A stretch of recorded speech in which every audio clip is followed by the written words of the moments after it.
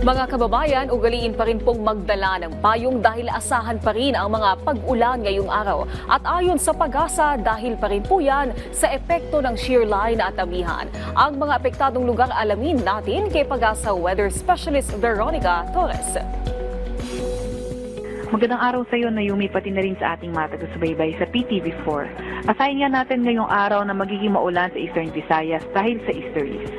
Northeast monsoon naman na magpapaulan sa Cagayan Valley, Cordillera Administrative Region, Bicol Region, Mimaropa at Quezon.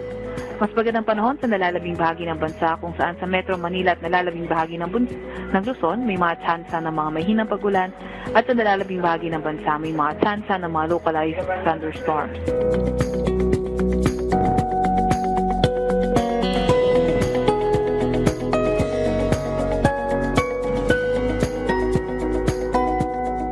Meron din tayong nakataas na gale warning sa northern seaboard ng Luzon at eastern seaboard ng southern Luzon at Visayas. Meron din tayong nilabas na weather advisory. Ito ay updated kaninang 11 a.m.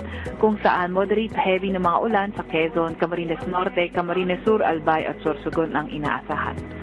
Sa kasalukuyan, wala naman tayong namomonitor na LPA or bagyo sa loob or malapit sa ating PAR. Para naman sa ating mga mababang temperatura, pangatlo sa pinakamababa ang Itbay at Batanes na nakatala ng 18.2 degrees Celsius. Pangalawa naman sa mababa ang Malay-Balay, Bukidnon kung saan umabot ito ng 18.0 degrees Celsius. Sa Baguio City naman ang pinakamababa kung saan ito ay umabot ng 15.4 degrees Celsius. Ito naman ang update sa ating mga dam.